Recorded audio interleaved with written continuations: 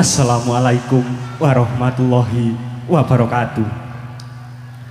Mugi sih wilasa saha berkahing Gusti tansah kapatedhakna dumateng kula dalah panjenengan sedaya. Dumateng para sepuh, pini sepuh, aji sepuh dalah kasepuhan ingkang satuhu hanggong mestuti wonten ing pepoyaning kautamen. Para pangemban, pangembating praja wonten ing wewengkon Bondalem ingkang tuhu pantes sinur dasana.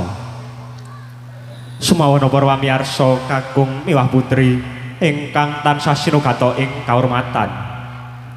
Sumangga langkung rimin kita tansah ngunjukaken puji syukur dumateng Allah Subhanahu wa taala.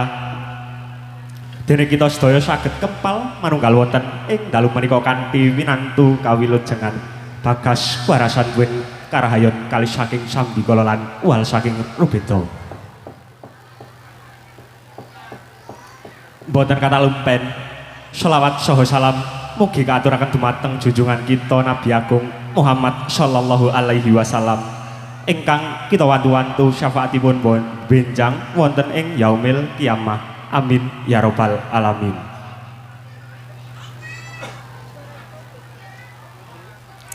Bapak Ibu Sanggya para rawuh, para kadang sutresna budaya kakung sumawana putri.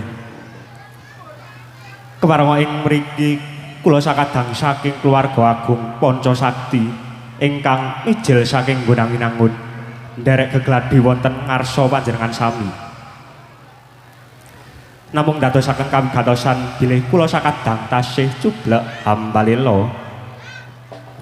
Pramila mangke anggenipun paring sugata kathah kalewatan punapa dening kirang wiraga, wirasa lan wirama kula sakadang nyuwun agunging sih samudra pangaksami. Pramila kunjuk dumateng para pamirsa sugeng ngamirsani dumugi paripurnaning pagelaran samangke. Atur panglipur saking kula sakadang menika amur wakani atur. Bismillahirrahmanirrahim. Panca Sakti amur moko.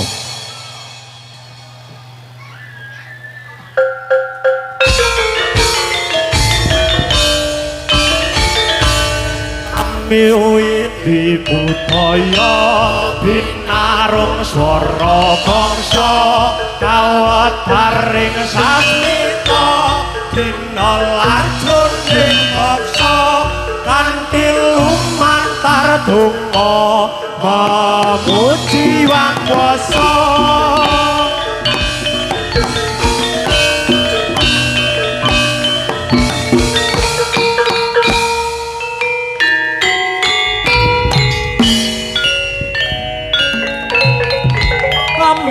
Witi pambuka gendeng murwa baskara kakidung nunggal rasa malung jiwa lan raga punya swara bangsa pratandha samya sawega ambabar carita laku lelakon manungsa agesang lelaku ana ing Arjapada.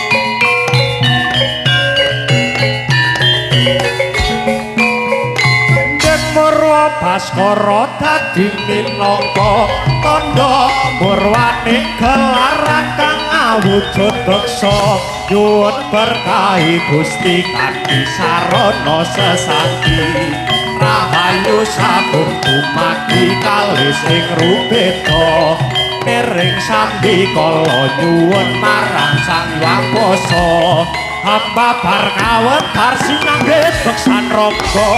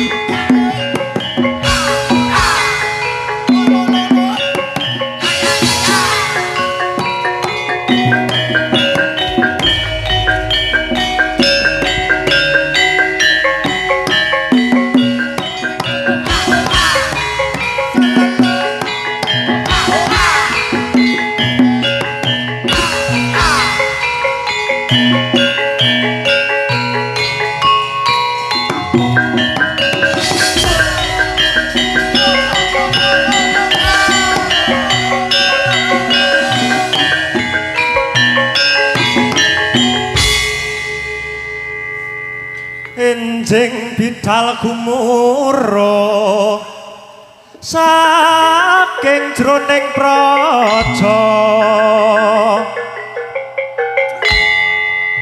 gung ingkang balakuswa abra busananira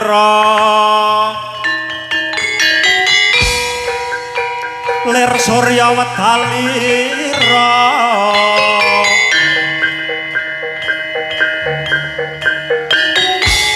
saking jalanidi arsa madangi jagat duk mungup-mungupaning sak puncaking wukir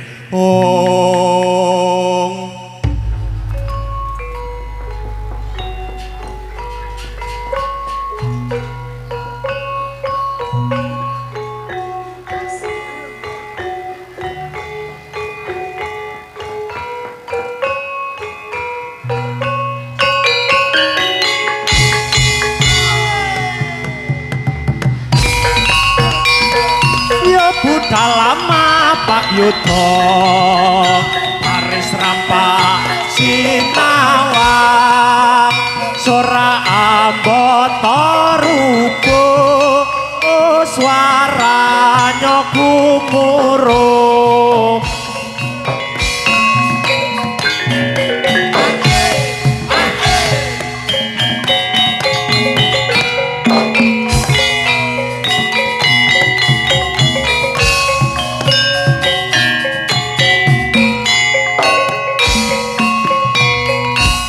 Budalama Pak Yudha Paris rampak sinawang sora ambata rupa swaranya gumuruh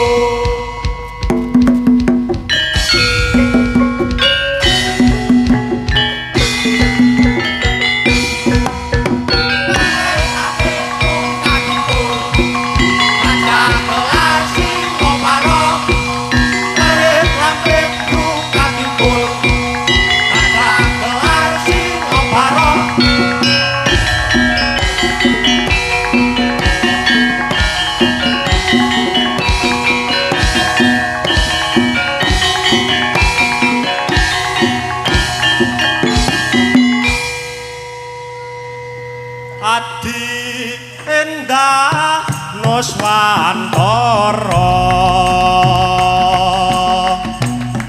kathah kang gemah ripalo jinawi kabeh padha sayuk rukun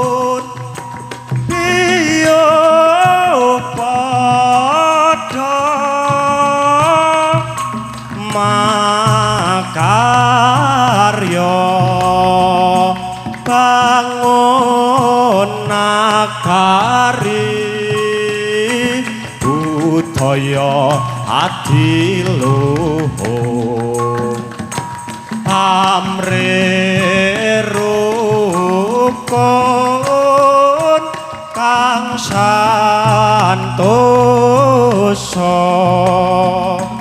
amre makmur lan nyawiji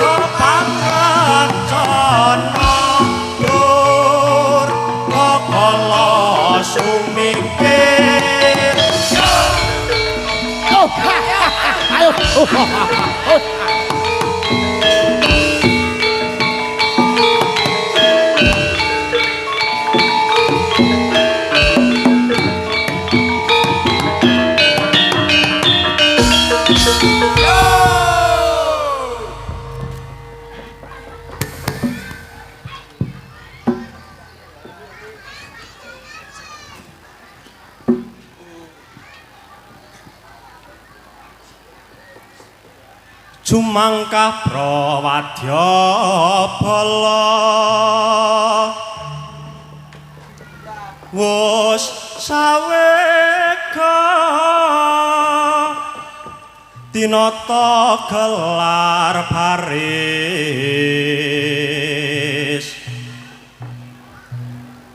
sorake kang mbata rupa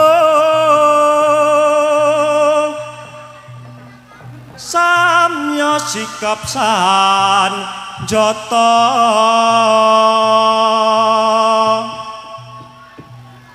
tangkep jojop kadya prawira tumanggo lirik kang bawa laksana bebela dayaning nagri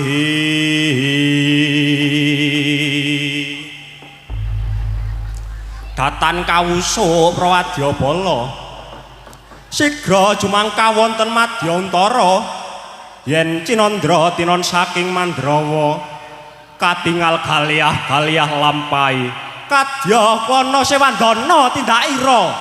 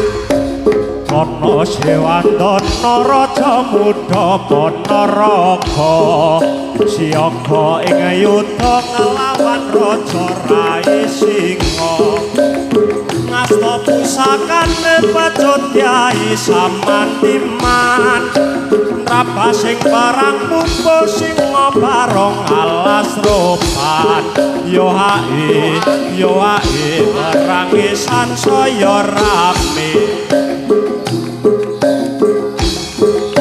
sakti kekarone waro-waro sakti narat pasing prajurit singa pate bujang ganong lawan pepati ing singa kabeh ajur lebur dening Warapanaraga pecut samantiman swarane pecah angkasa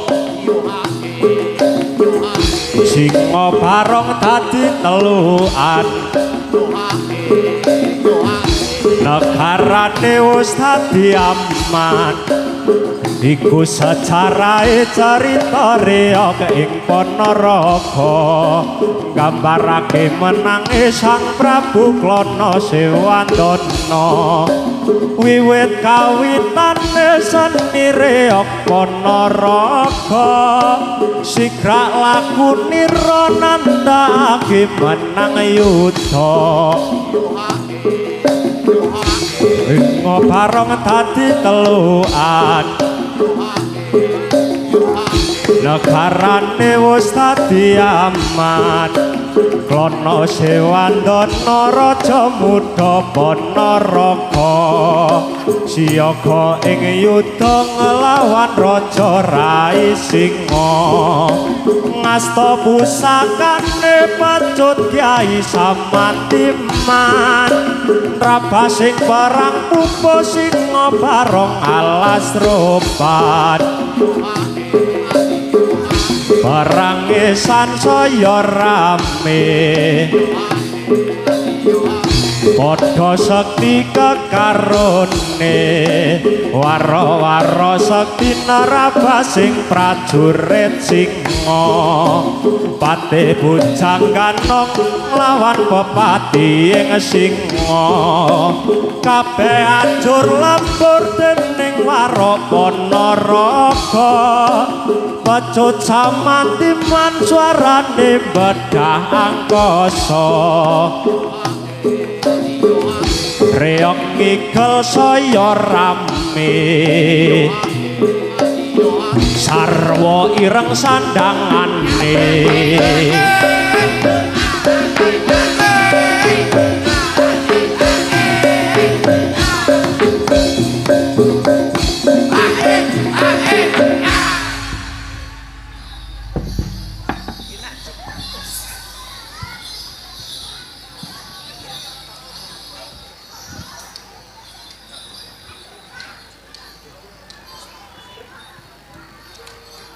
dasar gagah tan kuciwa risang Klana Sewandana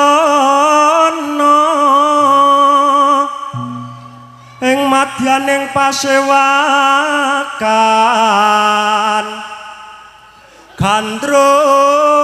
gandrung kapirangu mring kusumaning ayu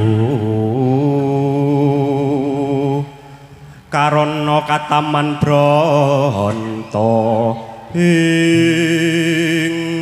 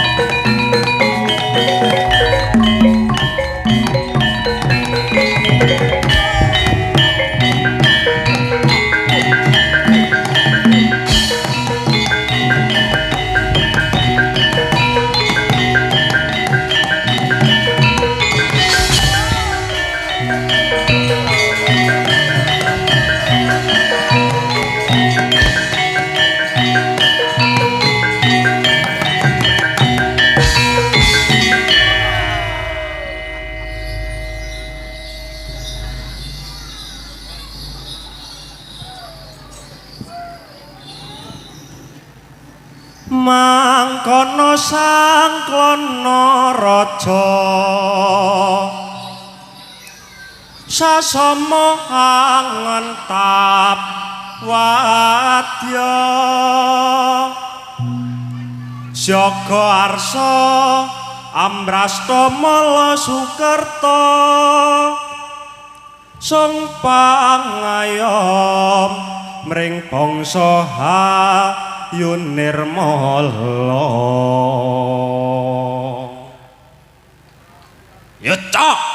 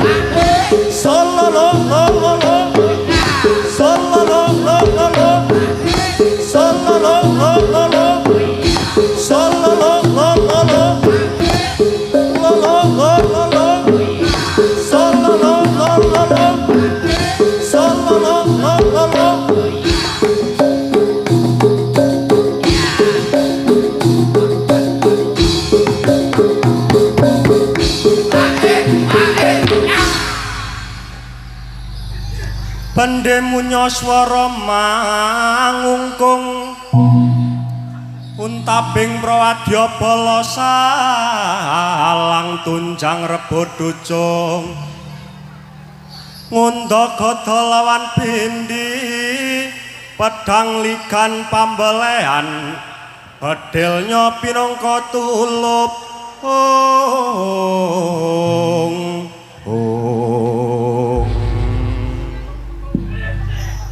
Talco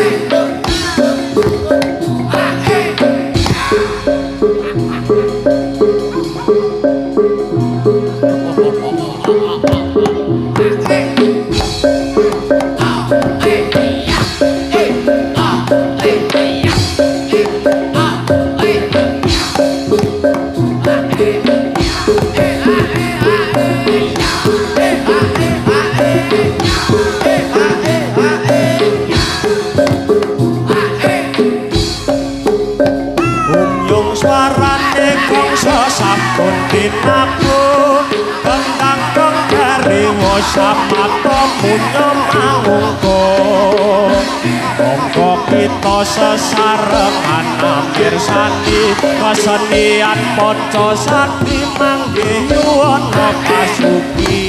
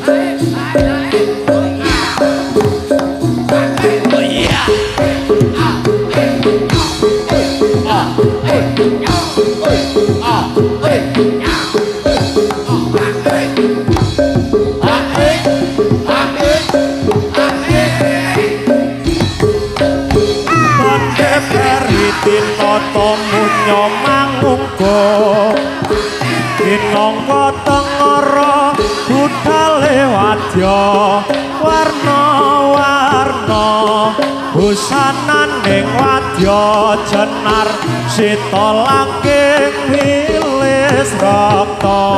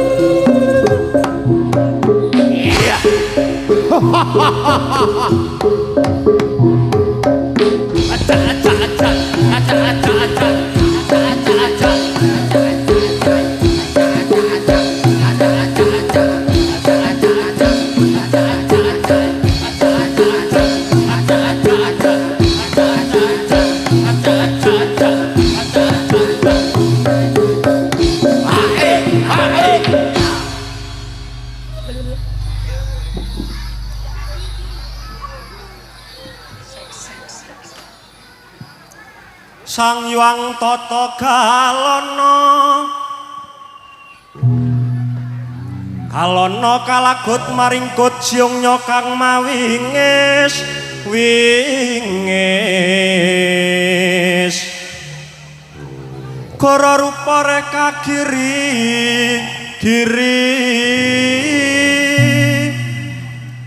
netra kocak makroyang ing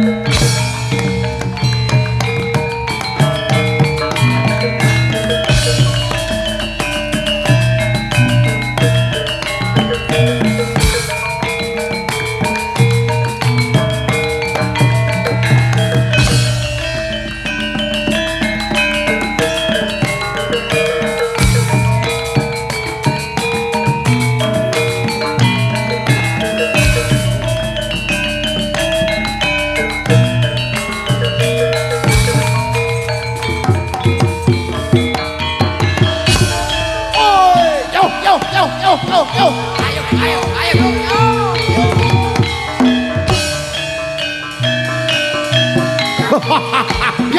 hei.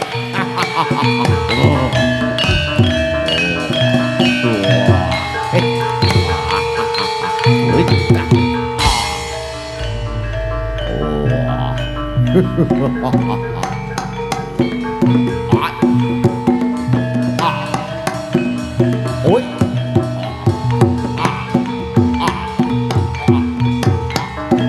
Yeah. Ayo. Ayo, maju.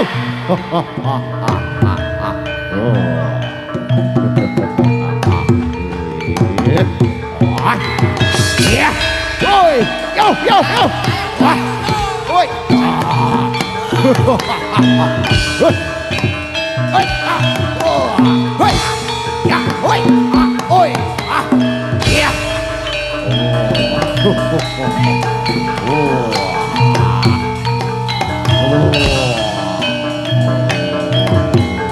Ôi.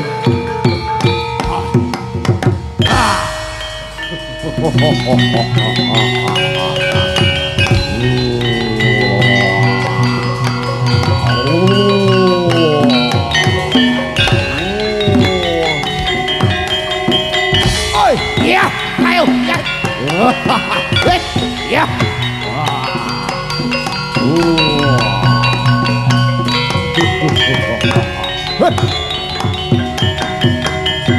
Ôi, yeah.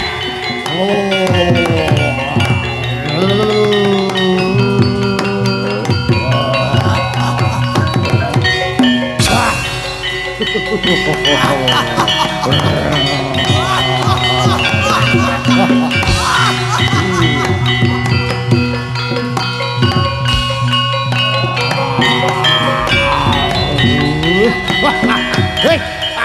Yeah. Yeah. Wait.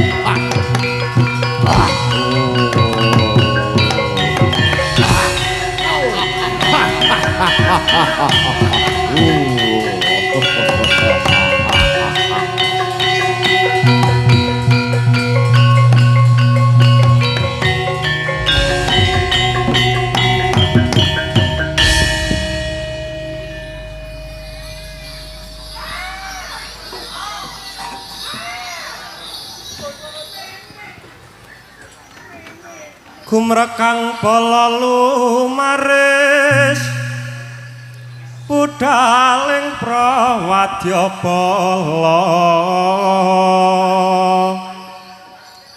Tina nasri gegamane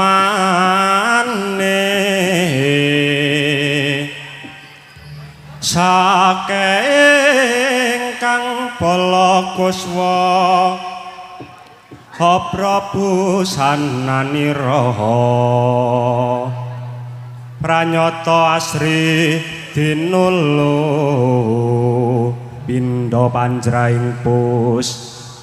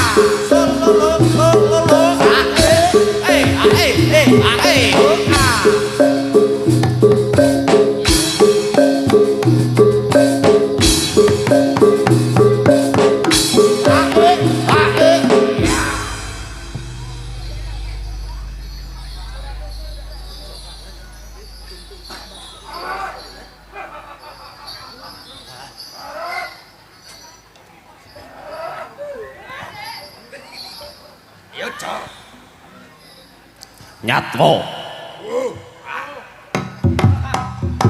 Oh iya.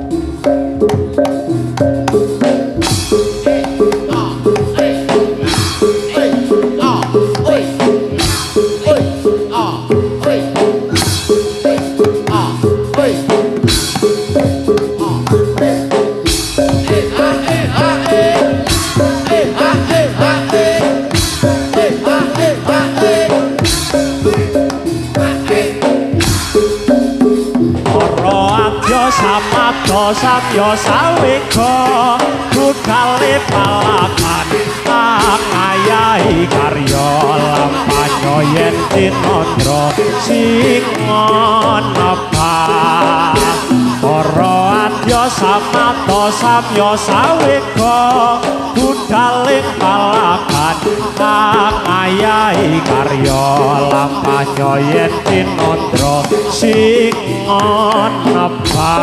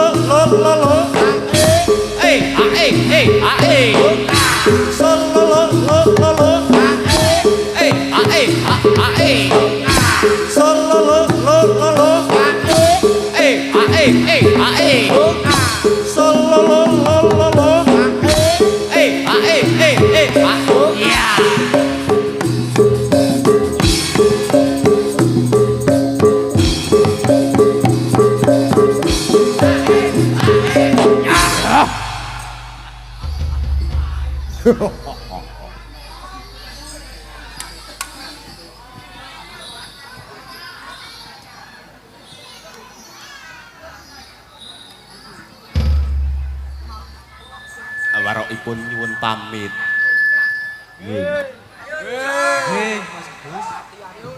Ayo, Jo. Ayo.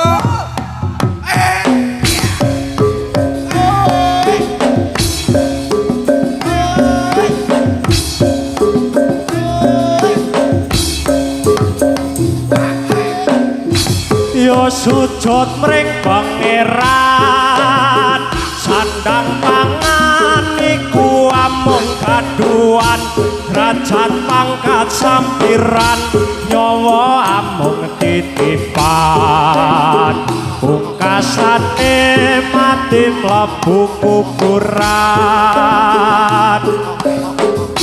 yo sujud mring pangeran sandang pangan iku amung kaduan derajat pangkat sampiran nyawa amung titipan pungkasane mati mlebu kuburan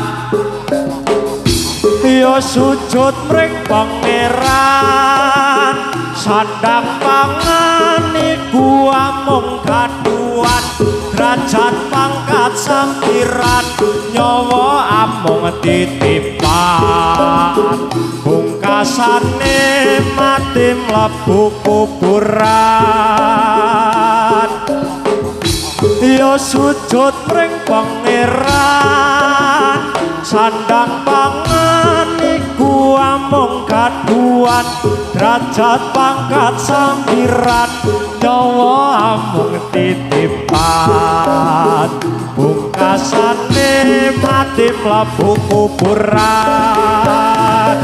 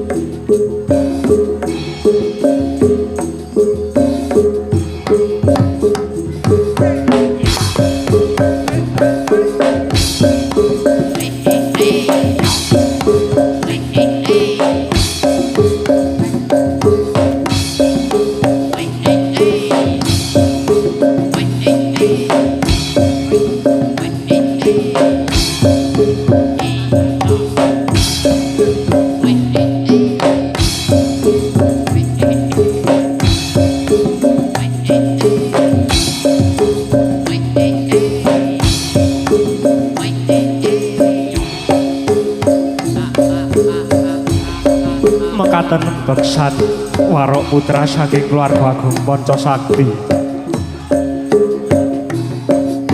Amba bilih kula sakadang anggenipun ngaturaken atur panglipur kathah kekirangan saha kalepatan. Kula sakadang nyuwun agunging pangapunten ingkang tanpa upami. Gegandeng wekdal sampun sawetawis dalu. Kula sakadang nyuwun pamit wonten griya kula. Mugi-mugi lampah kula sakadang pinaringan rahayu boten wonten alangan satunggal punapa. Cekap semanten saking kula.